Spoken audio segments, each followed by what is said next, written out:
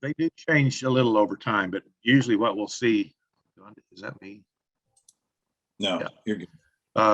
They will change over time, depending on the interface between the root and that soil interface. Yes. I don't know when this sample was taken. When did we have a date on it? I think it was 11. Yeah. I would take one after, early spring and see if that changes. Usually though, that you'll see those organisms through the year. They'll be in the soil. Just another area. You'll see that when we talk a little, and Steve talks in a little bit, you'll see where he addresses that piece. Same here with these stress adapters. We're looking at the same thing. We're identifying these indexes specifically and their interface with the root, and how we can, we kind of give single phrases there of what each of these specific indexes do. Exopolysaccharide production, which is very important. It's the crumbliness, or the building soil structure. It's a major part of that. Heavy metal solubilization, salt tolerance, abscisic acid, salicylic acid, ACC deaminase, phytophore production, which is below this. You'll see that. And then we look at the areas here that these are the really important when it comes to stress adaptation. So you can see here how you can have the salicylic acid plays the role of drought protection. Abscisic acid is really involved with increasing, better crop performance. The whole idea here is that once you get these up to a high level, is that you're relieving the plant from living in a stressed condition, which promotes better, productivity. But you're also indicating that if it cannot get the hormones that it needs, if it cannot get the enzymes it needs, then the plant is growing under stress all the time, right? A lot of samples I look at, yes, you see that. Yeah. Because we focus a lot on nutrition and that ability to move to grow the plant, we sometimes overlook the conditions of the soils and how these specific adaptation. It's like a racehorse. You can really have a winner, but usually the ones that really do well are the ones that have the right kind of nutrition, right kind of feed, and right kind of environment. And that's what we're looking at here. We're going to get to a really fun part of the report here, this nutritional piece, but that's why we show this, is that we get these areas right, then the nutrition just kind of naturally happens. So we're looking at not the actual compound or the element, we're looking at the interface, just like we have with everything else, the biological interface between these nutrients and the biology that move them. So just like we showed at the beginning of the report, and now we're breaking it down into the species we found in this soil sample and how they directly affect the carbon cycle, the nitrogen cycle, phosphorus solubilizers, and then below that we'll show the minors of move down just a little, Jared. Potassium and iron and zinc. So overall, we had pathways are medium and not bad. Zinc is a transport opening that's low. And if you look down at the malic that we added to this test, you'll see here that traditionally, this is a Haney. We did a Haney on this one. Okay, so Region did this one. So what Haney doesn't offer, and what Rick Haney's getting ready to start doing is actually give you ratings on these particular nutrients. So you really can't compare a Haney to a malic because they're totally different ratings. What I need to do in this case is, Jared, do you have the Haney?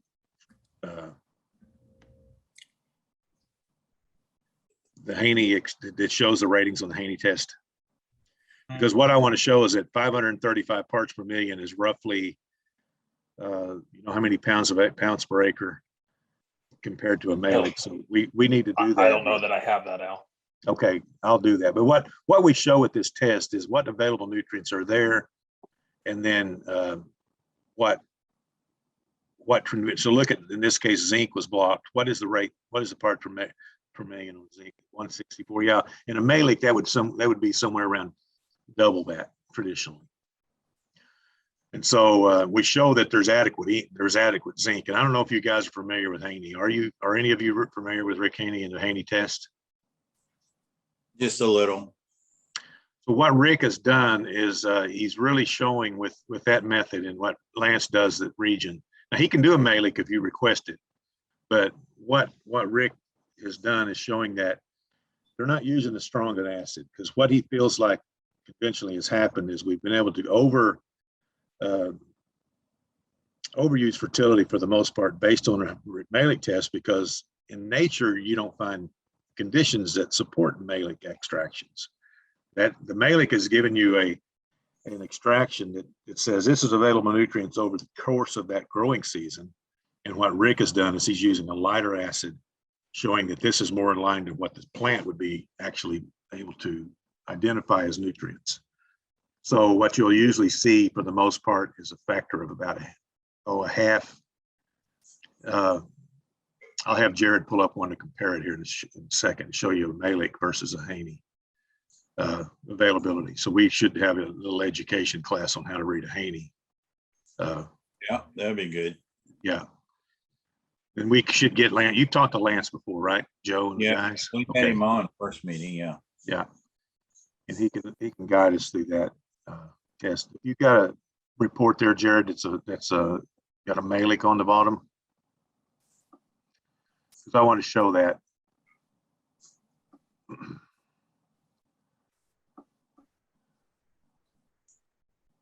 There we go. So as you guys can see, what we're looking at there with that Haney, we're looking at zinc. Let's look at zinc. See, we had 21 pounds in this case, and that Haney was showing what 1.7 or something. Yeah. So what Rick is doing, just like we're doing here, it's important for you to understand what very high means and what medium and low mean based on the ratings. They've been able to do this with Malik because there's so many of these done, and we understand that very high, you know, there's a lot of area that needs to be done in this piece of soil testing. Most of the guys that are out there looking at a soil test that are growing corn aren't looking at growing 300 to 400 bushel corn. They're looking at what the averages are in the country, and so that really determines these ratings. Wasn't Haney recorded in a parts per million versus pounds per acre? They are, but that's just a mathematical change. Yeah. So if you look at that 1 point, whatever that was in Haney, you could basically say that's going to be roughly, I would say maybe 12 or 13 pounds per acre on a Haney, not on a Malik. So we really shouldn't. The only reason that I add these to the test is to show you the soil analysis in conjunction. And look at this one here. I don't even know what this one is, but if you look at the pathways, like in this one here, zinc is low, calcium's low. You can see you have adequate amounts of that in the soil. You have very high based on the Malik, and zinc is very high. Mm-hmm. So it's blocked. It's not getting into plant. That's the reason we attach this report. So would they be blocked under the Haney numbers? They sure would. Yes. Yep. They would. Blocked is blocked. Blocked is blocked. So under Haney, do you still put that graph under it says very high or very low? That's what Rick Haney is doing as we speak. He's beginning to give us rating. He's giving us ratings. Okay, good. Yeah. And then do you see on so many samples that zinc is low? What I see for the most part is calcium. Most of the cations. So, and I don't know what this test is, but just look at it. I'm curious to see it. Usually it's what we'll see is, in this case, nitrogen is blocked. What's the calcium like, Jared? Was it blocked? Yeah. It's usually the cations that seem to be affected the most. So we're seeing calcium and zinc in this case, and nitrogen. What's your explanation for that, you think? It's not a mobile nutrient. There's always seems to be adequate amount of it in the soil, but it seems to be the biology associated with the movement of that nutrient seems to be deficient in a lot of cases. And I don't really know why. What happens is when you apply, or if you do have adequate nutrients, if it gets into the solution, it gets into the plant. So if that happens, then sometimes it gets directly absorbed without going through that, digestive process. And nitrogen is a really big, that's really a big one in corn soils because we apply so much of it, and it doesn't. The organisms associated with the movement of that nutrient doesn't have a job to do. So it's basically deficient. It doesn't function. It quits functioning. So could calcium be blocked because of pH, where it's tied up, say, with phosphorus in a high pH, even though you Usually, have adequate soil calcium? Your pH and everything makes, phosphorus, everything makes a phosphate. And what we found out is that a lot of times the calcium can be moved through that interface attached to the phosphorus. But when we've done research and working with, products specifically, that for some reason, that specific population of organisms associated with calcium, it's knocked off. And I think it's because it's tied up for the most part. The calcium is unreachable a lot of times.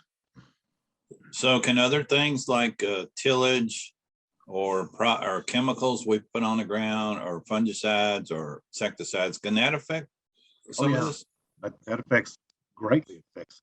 Yeah. Yeah. The way the whole system works is, we're looking at the carbon cycle for the most part first. That's what we should really focus on, is because that's the food source for all these bugs. If you go to the top, and so anything that affects that, go up and look at the carbon cycle on this one, Jared. If anything that affects that, the carbon number, go to the carbon number on the, right here. You can see we have the carbon gain is high here. If you look at it's in blue, but if you look at the other indexes here, we're looking at fixation, aerobic respiration, fermentation, and if there's methane being produced, and how much organic matter is releasing. This is on a downhill slope. We're going to begin to start seeing problems here, really because of a number of factors. So how can we fixate carbon? Because really what this carbon's doing is it's feeding all these guys. This is their food source. Right. And we have to be able to, tillage practices really affects that. The improvement comes from when you have an active plant growing there. So my theory is that when you look at corn and you're growing 30,000 plants per acre or whatever the number is, that you have this unbelievable source of potential for storing carbon through that root system, through the year, through the photosynthesis and the plant producing carbohydrates feeding the biology. What needs to happen is you need to have the biology present in order to inoculate that, to get it there and to begin to start building that population of organic matter and begin to restore that. So I'm not saying that you should add a whole lot of carbon. I'm saying we should add more inoculants that can attach to the root that can help build up carbon. In this case, would that be fungus instead of bacteria, since we're at that ratio that I had a conversation with a guy just yesterday about this very topic. Seed treatments are phenomenal, and I think it's a wonderful thing. But a lot of times, what you'll do, you get your seed, it's been treated with a fungicide, and because we've been focusing on pathogen pressure. What if we could treat that with some sort of a fungal spore to help, begin to start building up those, we're talking about mycorrhiza, and how can we develop that stronger relationship between the root hair and the soil and how to build carbon. I think we shoot ourselves in the foot a lot of times when we apply fungicides as seed treatment. Now, I'm not saying don't do it. I'm just saying, think about that when it comes to the populations of fungal fungi in the soil versus bacteria. But something to think about.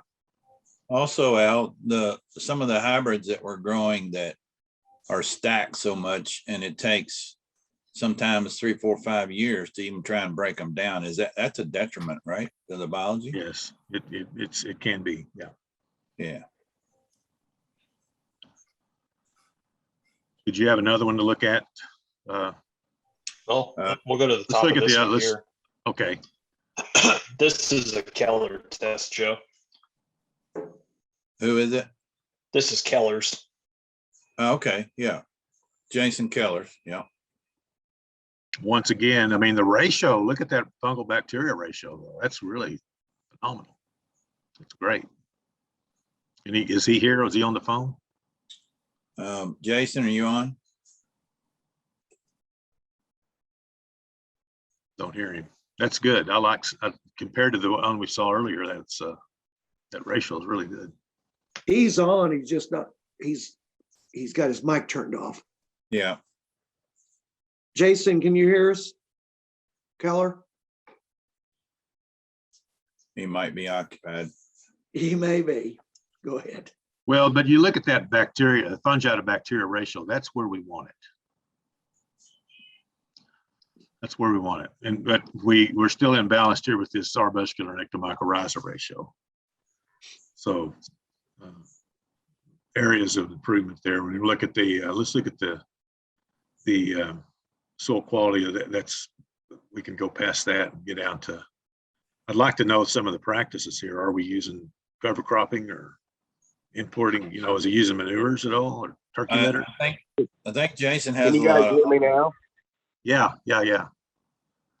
Okay, finally figured out how to unmute myself.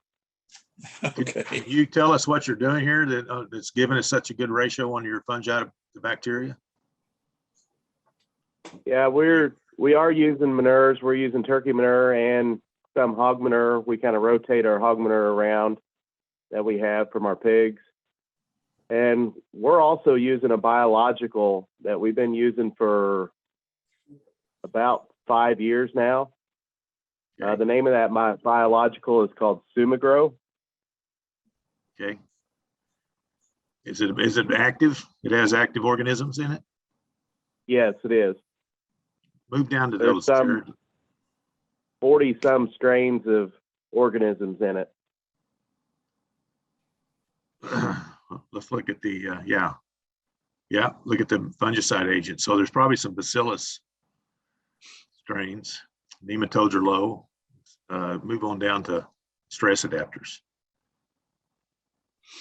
Guys, this is how I can tell that there's a lot of times biologicals are used in this, is in this area of the report. You can see the ratings here on the stress adapters. What kind of yield you're getting here? This is one of our better producing farms, but its average is typically, like this last year, it was around 260. Mhm. So if you look at that one, in this case, you see that nitrogen pathway is blocked a little bit low. It'd be interesting to see that product you're using, if that can help open that. And then let's look down and see, Jared, what the other elements look like. Oh, we already looked at One those. One other thing of note, this field has been corn on corn for 13 years now. Okay. Are you applying any calcium? No? Yes? No. Okay. No till, conventional till. Conventional. Okay. It's not bad. I can see that if you could work on those, you know, your stress, if the plant's not in stress that much, you just have blockage on some of these nutrients. So as you can see, as we went down and looked at the soil analysis attached, that you have adequate levels of calcium and zinc, but it's not getting in the plant. So Al, where would you point him toward on this particular test? That might help some of the farmers here a little bit You see understand it, what you would do. if you see it low, you know, what we see here right off the start is he's got good biology got potential for good stress adaptation. The plant's going to grow okay. I mean, you saw the hormones were high. All those stress adapters were all very high. What he has blocked here is a little imbalance in the pathway, the organisms associated with moving calcium, zinc, and nitrogen. So now you can kind of target those. We can look at products specifically that'll help inoculate those pathways and open them up. That's why the importance, from my opinion, of having a report done on a product opens up a whole opportunity to see that. And that's what, these product manufacturers are beginning to start doing with us. So I can really need retard to you. have analysis done on that product itself. That would help you make decisions when it comes to this. I don't believe there's not one product that can single-handedly do it. It takes an army, really. Now, what we see with a lot of composted products is that you see, species counts, and some of those composted products are way high in the 600 and 700. Whereas mostly you'll see, like you told me, the one you talked about there had 40. So we want to make sure they're living and they're functioning. And once you do apply it, that it's actually inoculating and getting on that root. And they'd still have to survive. Once it's attached to the plant, it's just like a calf on a mama that plant feeds it. Regardless of the conditions around it that may have caused it not to be there to begin with. Well, usually what happens is that's where, you got to apply a food source when you apply it. So you just can't put the bug out in the field and expect it to live on its own. It needs a food source. So that's where Monty's and products like that come in to help establish that food source until it's established to the plant. And then we're beginning to see a lot of benefits of how you can strengthen those symbiotic relationships between the soil biology and foliar feeding, and how foliar feeds trigger exudates and triggers, carbohydrates specifically. In your work, Al, with foliar treatments, do you see it spiking from the time of application till you see, based on a tissue test, that it, increases and then it goes back down? Are you seeing that?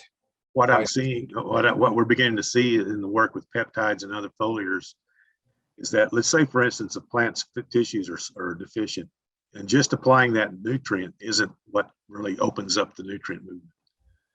What does it is the foliar treatment triggers a reaction in that plant to where that plant begins to search for that nutrient in its environment. I saw this last, that searching for that in the environment for that particular nutrient. Usually, it's not long term, it's usually a short term. It's usually 10 to 12 days or so. So in the peak demand, say, of corn, where you need phos and potassium and nitrogen around just prior to tassel, that would be a good timing of a foliar if a tissue test is reading deficient or low. Yes. What I see here is that, for instance, you have a calcium block, a pathway block. If you have adequate calcium like here, and you do a tissue sample and you see that your calcium is low, you can use a foliar to trigger that. That plant will begin to, it wants it, it's looking for it, it just can't get it through that interface. It begins to start secreting the right enzymes and right food sources to open up that pathway. So if you have it open, trigger it, boom, you start seeing. There's no way you can get the amount of calcium the plant needs with just foliar applications. So there's something happening in the soil profile. So does it stand to reason then, if you're short on calcium, that you foliar apply a calcium, or you apply ratio of where calcium to phosphorus might, say your phosphorus is low in that ratio and your calcium is high, would phosphorus then be the limiting factor for calcium uptake?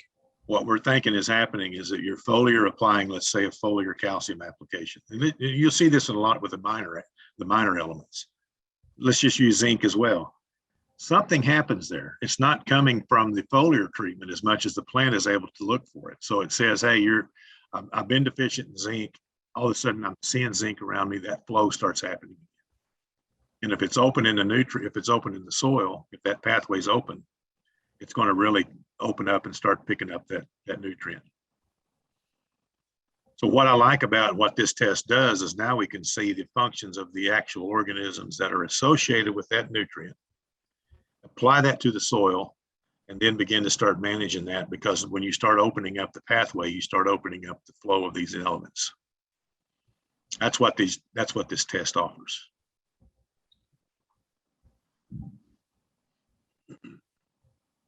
It kind of takes some of the guesswork out of it. So based on that, I mean, if you were severely deficient, you might go out and foliar spray, but then turn right around and come back and wide drop a bigger amount of product beside the row. Yeah, I would keep the organisms there. This was a pretty good one here, though. You got a good, when you look, go back up, Jared, and look at those stress adapters. You can see that we have all of these, all this potential here. I don't know why salicylic acid wasn't detected here, but the solubilizers for these nutrients, the stress adaptation is really good. So that tells me that all you needed, that organism is not present. And usually what happens is, like in the case of nitrogen, is because, and that's why it's important to inoculate some of these nitrogen related organisms, is because they don't have a job to do when you're applying all these nutrients, and they don't function. It's not functioning. So my argument is that you want to get better uptake of nitrogen, a better efficient use of nitrogen, then apply the biology associated with it. Yeah, because that's what you're saying is farmers go out and put on a lot of products and hoping that they change in the plant. But if they do not have the biology in the soil, they're still, I won't say wasting their money, but they're not approaching it the right manner, right? Right, and that's what this test shows you. So next year, when you're going at it, we saw nitrogen, calcium. I would really kind of look and start honing in on your zinc and calcium pathways. Mm-hmm. You'll see that with a product test. And Steve's going to kind of show that a little bit here in his presentation. Yeah. Did we want to look at any others here? You got, go ahead. I've got Teagues here with the soybeans, if you want to go through it. Yeah, let's do that. Well, this was before 2.0, wasn't it? Yeah. Yeah. So as you guys may and may not know, is that we updated our report style with a new, what's it called, Jared? You can explain the difference there better than me. So the B Crop 2.0, we came out with it end of October, 1st of November. The biggest change between it and what our reports looked like initially is, like you can see from the others, where we had the actual fungi and bacteria counts up here at the top of the screen, as well as the arbuscular to ectomycorrhiza ratio and the fungi to bacteria ratio. Other than that, the sample's identical, nothing's changed. We just had those added line items at the top. We did also add the soil quality box that was down here on the first page on the other samples as well. But parameters are still the same. Levels all still mean the same on the samples. Just a little couple added features on the new report. Sure, go ahead and go through this one. I'll let you can take it. Okay. So this one's in soybeans. Is Keith on here? No, I don't think he is, but I think our representative is that calls on him. Okay. So we had 516 species we identified in this sample. Functionality and resistance look really good on this one. This is the first one we've looked at today so far that had a high resistance panel. Health or disease presence, don't really see anything there to be worried about. Again, you can see the list of diseases we have for soybeans. We've got a pretty big database of stuff we can identify and find in the soil for potential issues. Biocontrol agents, fungicide agents is high on this one. We do see lower insecticide agents. The nematicide agents are medium here, so could be some nematodes here. Not a huge thing, but I mean, if you have the ability to run a nematode test and want to, it'd be curious kind of to see what you had there in the field. Hormone production looks good. Cytokinin is very high. Auxin and gibberellin are both high. For the most part, the stress adapters all look really good. We are a little low on the exopolysaccharide, but other than that, everything else is high or very high. On the nutrition pathways, nitrogen's low. Phosphorus and potassium are both low, as well as calcium on this one again too. So Jared, Uh-huh. because this is a soybean analysis or out the field, when it says your pathway for nitrogen is low, would that be related to the nodulation is not good or can't be good or what? I would say yes. It's gonna, those rhizobacteria that are going to be related to producing nitrogen are going to be related to that. So yes, I would say this could be a precursor that you would want to look at, make sure you're inoculating your soybeans when you put them in the ground, help make sure that population is there that are gonna give the soybeans a good head start. So if a guy is going for high yield, he might even like double inoculate or plenty inoculation in the Well, soil. remember, Joe, we're looking at, when you inoculate, you're looking at a species. If you could actually improve by a soil application of a inoculant, Yeah. you'd even get better uptake. Okay. Good. And so phosphorus, potassium, and calcium are low. If you look at the soil test here as well, we're very high in phosphorus and potassium. Calcium, we're just over 2,800 pounds. So again, those three pathways are blocked. We do have the nutrition there available to get to the plant. We just have the transmission issue and availability issue between this interface here in the plant. So What part of the, that's what I was about to ask too. Do you know where this is at, Joe, with the organic Yeah. matter as low as it is? Yeah, you're talking Montana, Idaho type area out extreme northwest. wow, that's low organic matter, Yeah. which is mountainous soils probably. Yeah. Well, look at that pH. Yeah. Yeah. Mhm. Any idea what he's yielding? I think he's in the 70s and 80s. Maybe, well, I don't know if he's that high, more in the 50s and 60s. Okay. Another thing that confusing factor here is we've been told to go in a soybean field and then we're pulling that for the next year, for example, for corn. Are we sure that these samples that we're seeing, those guys know that? Is that fair? Very good question. Very good question. I don't know that. That could be telling us why that nitrogen pathway is blocked.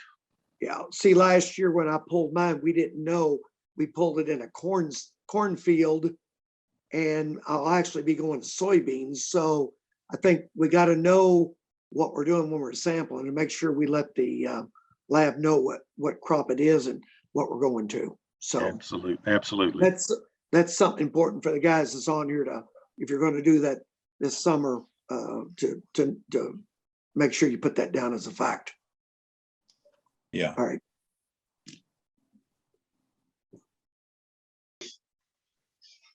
Okay. Joe, those were the 4 samples you gave me.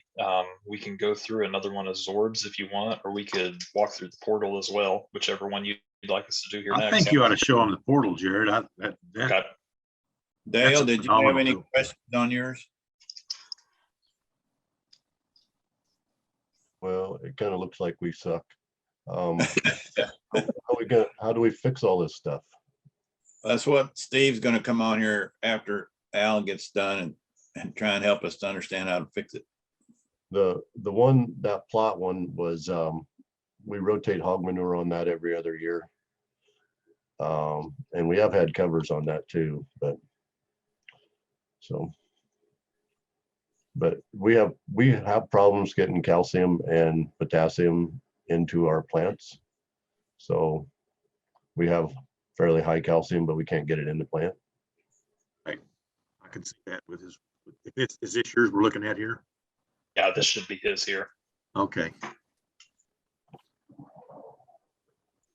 Well, the pathway's medium, that's in this particular snapshot, but traditionally that's a problem in a lot of cropping systems, is calcium.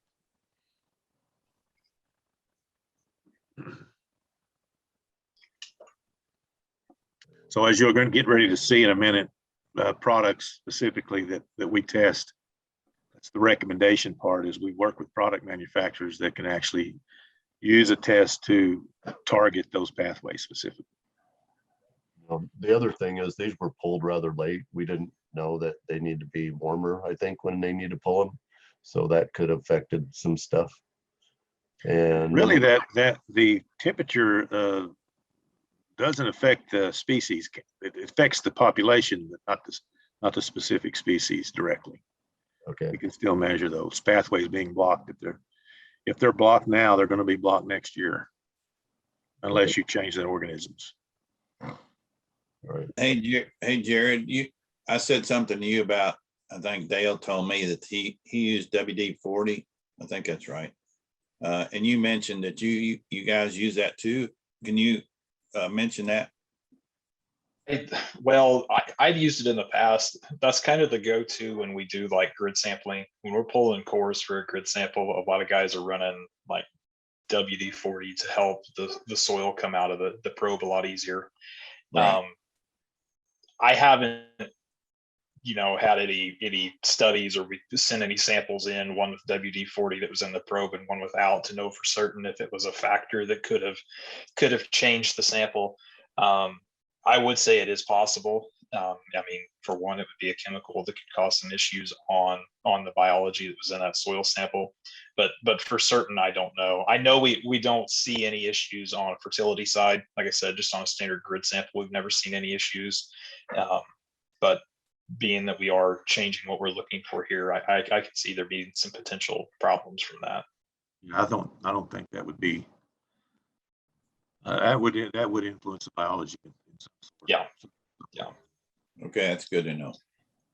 I wouldn't use it if you're going to send a bee crop sample in. You say you would or wouldn't? Would not. Okay, Would gotcha. not.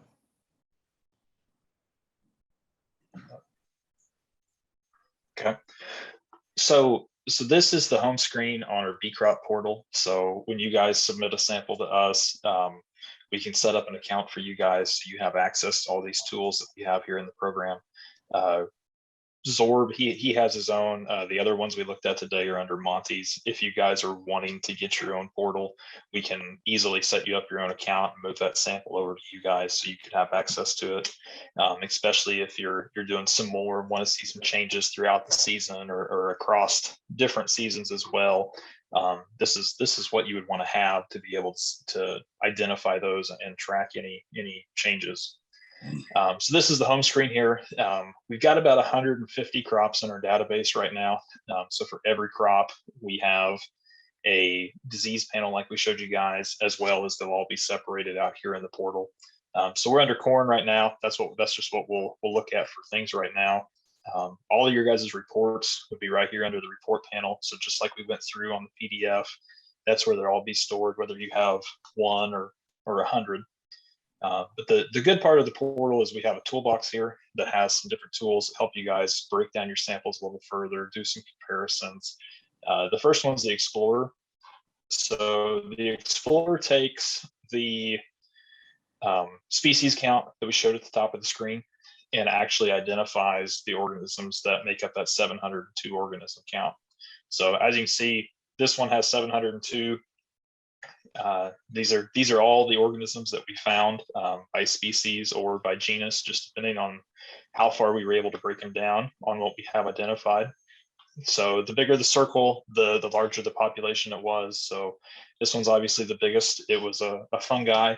It was 44.26% of the total population of the organisms in this sample. You're able to sort, if you want to look just at the fungi, the arbuscular and the ectomycorrhiza, you could look at those two like we talked. You could also go into bacteria. If you guys are applying a biological and you know the makeup of the biological, and say you want to search for, say it has a certain bacillus strain in it, you can come up here to the top and you could search for bacillus. And in this sample here, we had 25 different bacillus strains that we had in this sample that we had identified. And So- you can click so on just- each. Could you put Sumagro in there and it would tell us what there was in it? Does it know that? No, we'd have to have a product test done on Okay. Sumagro, and then you could have that hard copy to know what is in it. But we can't just enter a product and show you what's there. Maybe one day, but not at the moment. I thought maybe it might already be plugged into it. That's You can okay. take the active, if you take the report and then look at it in a soil sample, because the only thing that's in the bee crop portal is soil samples. Okay.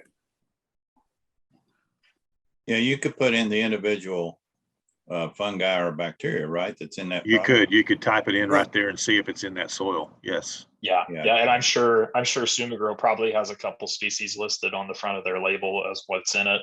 And yeah, you could type these in and see if they show up here in any sort of population. Okay. And so that's what the Explorer does. Like I said, every sample you guys have, you can just flip back and forth here and compare them if you want to see changes. The date there, if you want to see one from the beginning of harvest or beginning of planting season to one at harvest time to see kind of how those populations changed, you can search that way. Yeah. The other one to really see some good year in, year out changes is our heat map. So our heat map takes the same color scale that we have on the report and puts them side by side. So each report is side by side to see different changes. So Hey, Jared, Uh-huh. I'm gonna have to jump and get on this call, so I'll let you and Steve take it.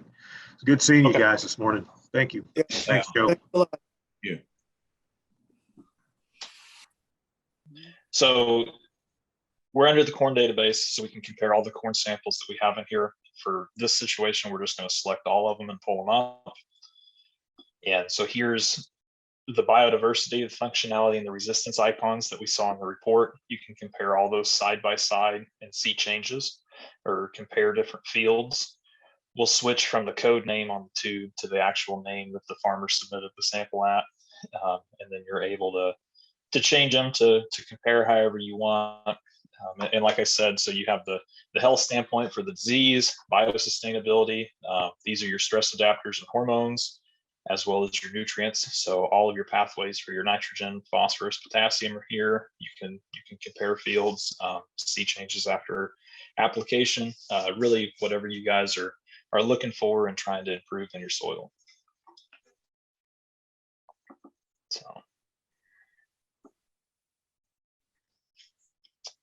So any questions for me, I guess, before we turn it over to Steve? On the bee crop site, does it have a, I guess I'll call it a table of contents where it tells you a description of what they're looking at, like the nitrogen cycle or whatever it is, the pathway? So we had one. It was under the support tab, and I don't know if it's still there after they updated it, but that's that guide that I sent you the other day, Joe, that Bee Crop 2.0 guide. That used to be here. Okay. It doesn't look like they have it on here anymore, but I can send that to you again if you don't have it. But that's the best thing that we use when we are. Let's see if it's here under the report. No, it doesn't look like they have it saved on here anymore. But Okay. we usually send that when everybody gets a report, we send the guide, and the guide goes line by line, explaining the reports for the customers. Okay, well, I can send that guide out. Yeah. Hey, Jared, when you're looking at the report where it breaks down the bacteria and the fungus and what was detected, so much percent fungus and so much percent bacteria, and then you click on to let's say the bacteria, and it says, all right, so many strains of this bacillus were detected and so many strains of this were detected. If I'm using the right terminology, I don't know. But is there a way, do you have a database that says this is good, or hey, Mr. Grower, we need to look at getting this other strain of bacillus into your soil? I don't know. We don't have anything. I know what you're going along. Kind of the functions of each one of those individual strains, and then if it's beneficial or harmful. We don't have anything like that right now. Be quite honest, that's kind of what makes this report. That's kind of the data that we've used to create this. There is a lot of information other ways though. So when we do some product group tests on different customers' tests, I quite often look some of those up just to see the functions, see the purpose of what the organism is, what its role is in the soil. Because if we have a name here, say like that one, we just have the species, we just have the gene. We're not quite down to a species level. Whether there's sometimes that just means there's numerous species of this Escherichia. I guess that's how I'm going to say that. That just haven't been identified yet. We know it's there. We just don't quite know the individual species. But like that, you can type that in there directly into the computer, and it'll tell you the roles in the soil, what discovery we have found, and what its function it does in a soil plant interface role. Because that could help us in determining a product that we might want to purchase for a pathway problem that we're seeing. So that's where we go into a product report, and that's Steve. Steve, are you on there?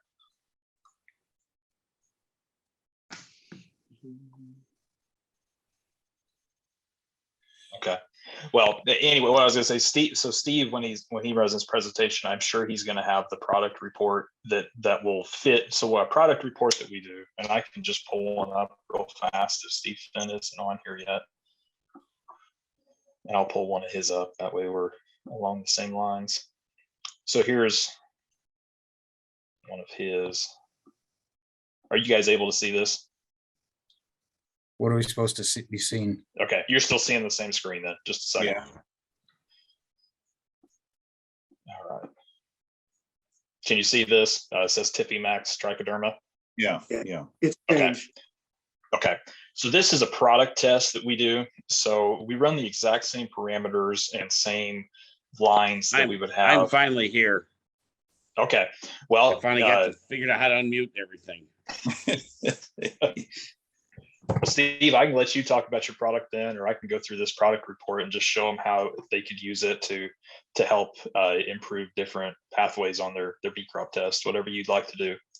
Yeah, you can cover cover this product, then we'll go to EcoVam, and this is one of the ingredients in EcoVam, and then I've got a little bit of explanation on this. But go ahead and talk about this product first. Okay. So like I said, this is a product test that we do. So a customer, a product producer sends in a product test. We run this through our genetic sequencing protocol 3 times to really solidify, get accurate data, so we can show what the product does, what the role is, and what it's made up of. So like I said, they use the exact same parameters that we use on a bee crop test. So at the top, we have 32 different species in this test, or in this product. And then we kind of do the conclusions. So what the organisms, we take the organisms. So of the 32 different species, all 32 of those help with inorganic nitrogen release. And 98% of those 32 species, so probably about 31 of them, help with carbon fixation. And then we go just line by line, just like a report. We go line by line, just like a report, showing what the organisms are responsible for, what their role is in the soil, and how you could apply this to a bee crop test. So auxin production, gibberellin, and cytokinin, almost 77% on those. Stress adapters, abscisic acids, almost 70%. Not a lot of help there with exopolysaccharide, but we can go down here. Again, nitrogen is one that we saw in a lot of those samples that was low. So this would be a good area that this product would shine and help improve block nitrogen pathways. Phosphorus, potassium, it's both high there on potassium and phosphorus solubilization. And then at the minors, it's very high on all of the minors. I mean, sulfur, it wasn't highlighted there, but it's still 99%. And then on a product test as well, on a B crop sample, like we showed, you had the Explorer where you could go through and look at each, you could identify those there in the circles. We actually identify all the organisms that we found in the sample, and we list them by the populations. If it's gray or blue, these are organisms that have to be on the California Department of Food and Ag approved microorganism list. So they're starting to do some labeling in California on some of these biologicals. There's the bacteria, and then we also have the fungi listed as well. Okay, I've And got a Jared, question. The trichoderma ultiviride is the main ingredient in TF Max. That's the main type of trichoderma, but we have a couple, as you can see, there's some other items that tag along with it.